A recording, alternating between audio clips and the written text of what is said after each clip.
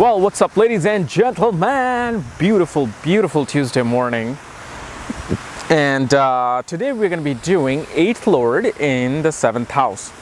And what happens when the planet that controls your 8th house is sitting in the 7th house? And obviously, if you do not know where your 8th Lord is, where your other planetary placements are, for that, check out the links here and check out my full astrological report, including my books, Astrology, Conjunction, and Aspects at the Speed of Light, including option 6 for those who do not know anything about astrology. So, what is 8th house? 8th house represents secrets, occults, things that are buried underground, accidents, sudden events, sudden ups and downs. It's all about death and rebirth. It's all about related to, things that are very unexpected in our life. It also represents our in-laws, our spouse's family. And 8th house also represents joint assets with the spouse. It represents government taxes because it is 11th from the 10th house. Because 10th house is government, gains of government is the 8th house. So like taxes, dealing with the IRS is seen from the 8th house, which pretty much I know nobody wants to appreciate this house because of that reason. So I have little duckies here with me. So when 8th Lord goes into the 7th house, well, 7th house is a house of marriage, house of business partnerships, house of other people that you meet in your world, okay? And also 8th house, remember, is a house of your sexual activities as well. But 8th house, as you know, is known as the Dushtana house, meaning a very troublesome house.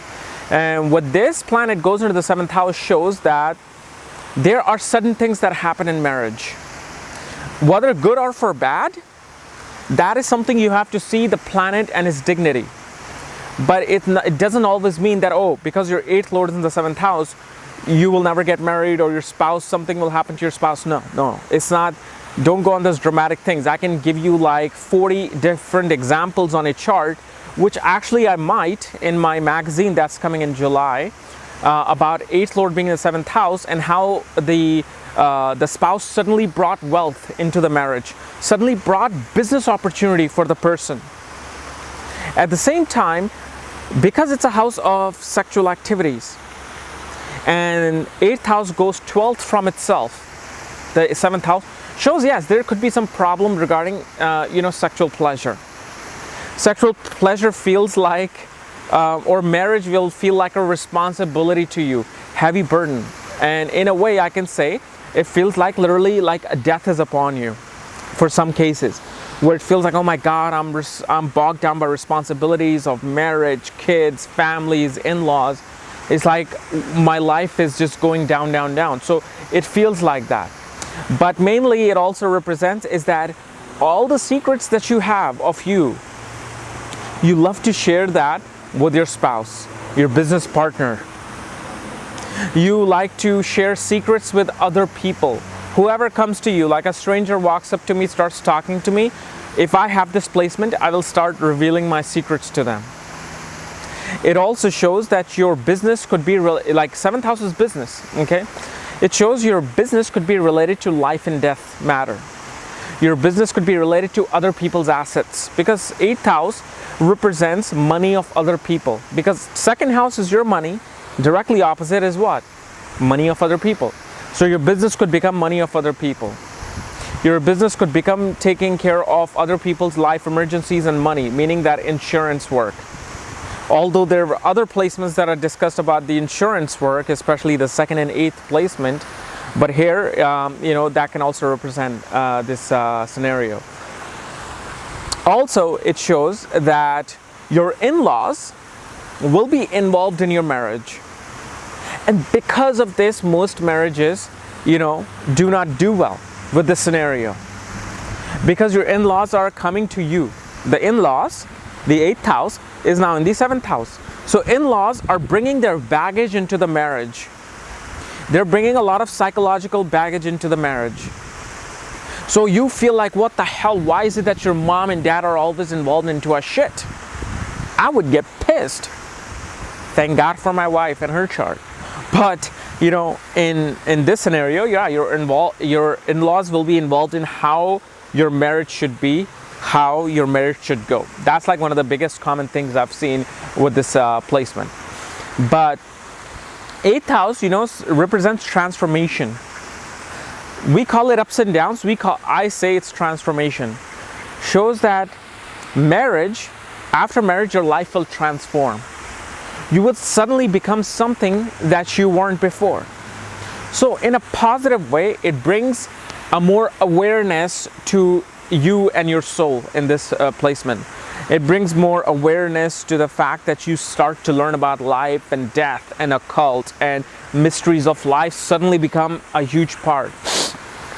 Because your spouse, the 7th house is not being affected by 8th house, shows you may have a spouse who's all into occult and mysteries of life. And because of that, she or he brings this transformation to you.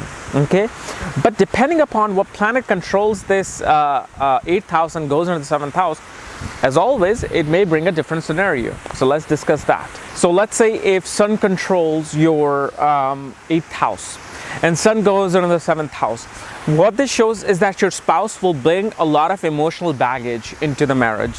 Your spouse will be, however, this spouse will be very emotionally attached to you. This spouse would want to have her ego developed through you. But because Sun is a hot planet, it also shows there would be ego battles with the spouse. And through that ego battle, there will be transformation in marriage. Shows that a spouse and her family, especially not even the spouse, your in-laws will try to dominate you. Will try to put their ego and their, kingship upon you. Like you would notice, if you have the Sun, you would notice that every time your in-laws come to you, they expect to be treated like kings and queens. They expect to be treated with respect, the utmost respect you would give to a king. And they bring this authoritativeness. And because of this, your marriage is in friction. Because of this, you feel like, oh my God, I cannot believe I married this woman who's good, but I just hate my in-laws. So that occurs with this position.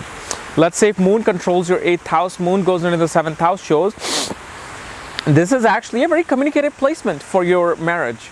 Your spouse will be very communicative about the occult, about mysteries of the world. Your in-laws would be very communicative. You would love talking to your in-laws. So it's not a bad position. You know, this represents that your in-laws would try to engage with you in terms of talking about secrets of the world. There's a lot of motherly affection through your spouse. Your spouse loves to communicate, loves to be romantic, and at the same time, sexual life is not bad either. Unless, of course, Mercury is debilitated. If Mercury is debilitated, then the Moon will communicate about all the wrong things. Because if you saw my afflicted Moon video, whenever dispositive of a planet is debilitated or in a hard position, that aspect of that planet changes. So now Moon wants to communicate. But because Mercury is debilitated, the communication may not be so good.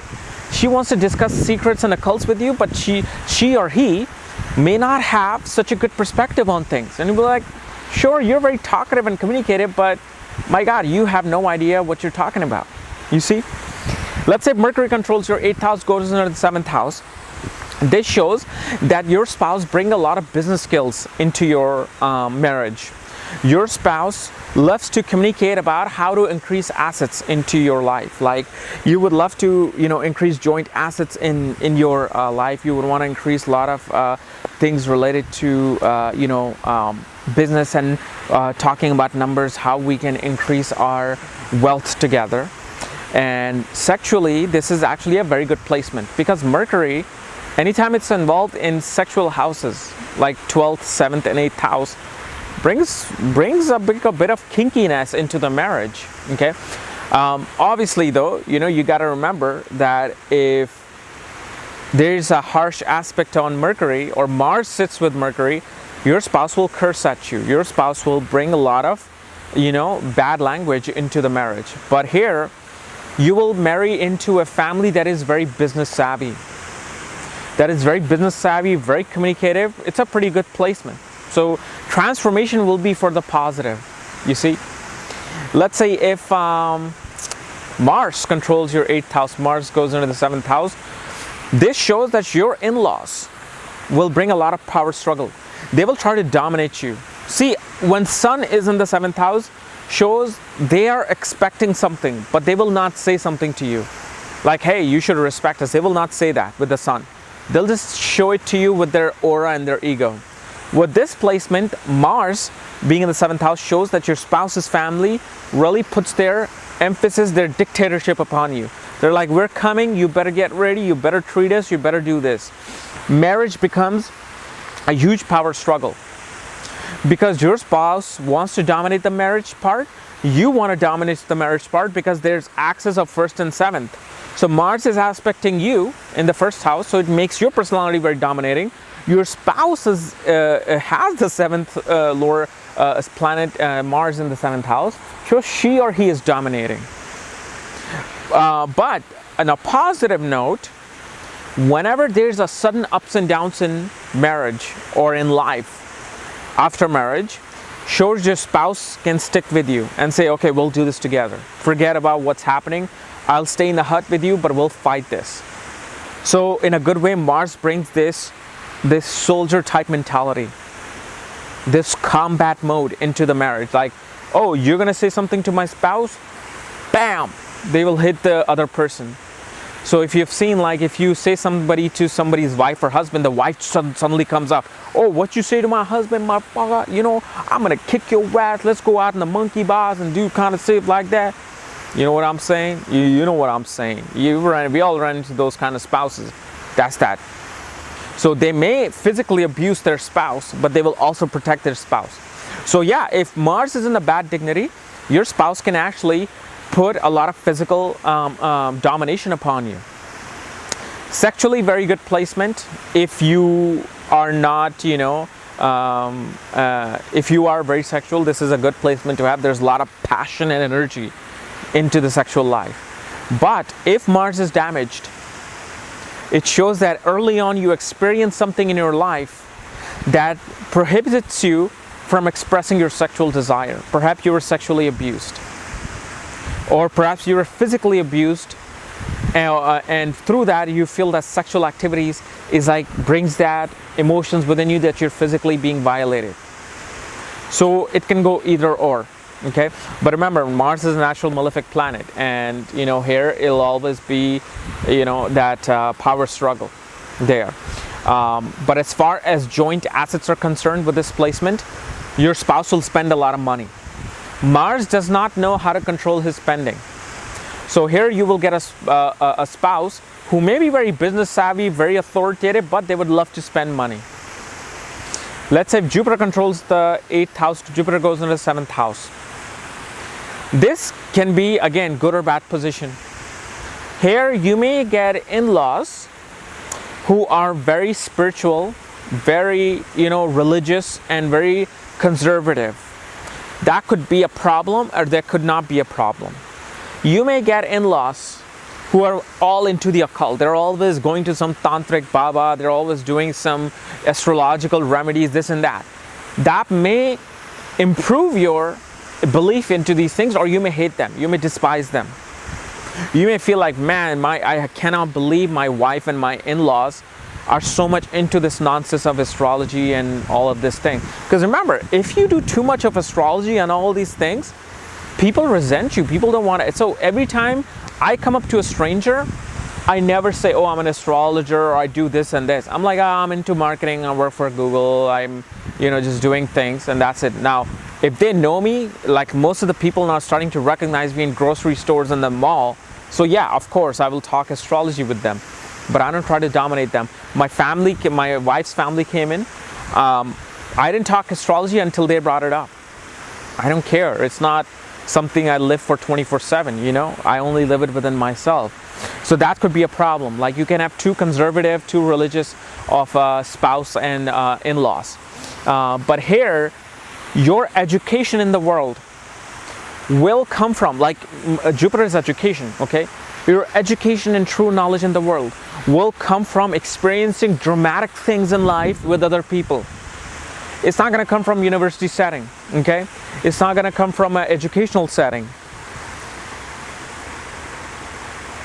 So it will definitely come from a source where you're experiencing sudden transformation and you learn something from it, okay? Saturn controls the 8th house, Saturn goes in the 7th house. This, my friend, is actually a very good position in terms of prolonging the marriage. But in terms of sexual activities, this may be a very cold position. You may not experience the sexual energy or desire as you wanted to through your spouse. Your spouse will be old, mature, very conservative, very stable. But if you marry early, you'll get a spouse completely opposite of this. In this position, when the 8th Lord is in the 7th house, even no matter what position or dignity Saturn's in, you should not get married until the age of 32 and after. If you have this position, if your kid has this position, please advise them to get married late. Here, Saturn wants to move slow. Saturn doesn't want to meet the first person and get married. No. Here, Saturn wants to get a stable, mature, conservative spouse who you will understand once you hit your 30s. So always get married in 30s. But this is a very stable position for Saturn, because you will increase your joint assets slowly. A relationship with a spouse will be better if you get married into your 30s. Everything will increase with time, and marriage gets prolonged for a lifetime, because Saturn just doesn't disturb anything. And Saturn is the Karka, significator of the 8th house. So it knows it's controlling the 8th house, and in the 7th house, it says, I am bringing a very slow transformation in your life. But if you get married early, I will quickly turn things around and bring havoc into your life. So be careful, do not get married. At least wait till 28, please. Till 28 is a very, very good thing. If you get married at 36, 37, double thumbs up from KRS, okay? So guys, this was my analysis, and as far as the in-law part goes, actually, let me say, you will get very old, conservative, stable in-laws whose relationship with them will develop in time. Don't expect the relationship with the in-laws to develop quickly. They will come around very nice, very smooth, but it'll take 4 or 5 years in the marriage for you to feel comfortable with your in-laws, okay? So this was my analysis of 8th Lord in the 7th house. If you're new to my channel, subscribe below. And again, if you want to know where your planetary placements are and all my astrological books, for that, check out the links here and option 6. Otherwise, we'll see you later. Bye-bye.